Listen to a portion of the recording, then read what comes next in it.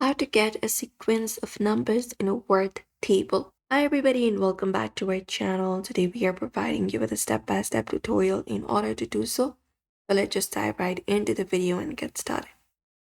At Microsoft Word, you can automatically number rows instead of just typing that manually. So what we can do is we can use automatic numbering. It is one of the best method available. So we can just go and click and hide the column, highlight the column where you want numbers. The first column is correct.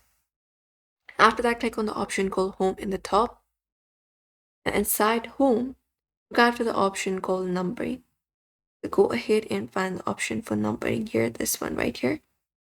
And you just need to go over and click on this option and it will directly give us. You can click on numbering format as well. Click on this drop down and you can select if the format, what format you would like. For example, this and select it and it will provide us automatically. It will automatically fill and so on.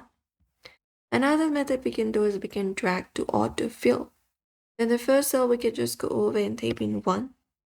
Once it is done, in the second cell, type in 2. So go ahead and type in 2 in the second cell. And once it is done, you can select both of the cells available here. And you can drag the small square available here and go ahead and do so. Usually you should be finding a small square available. You just need to drag and drop it like we do in Excel.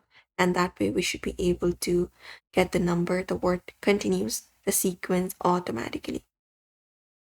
And that way we should be able to do it. This is useful for complex documents like report. You just need to go over and follow this method.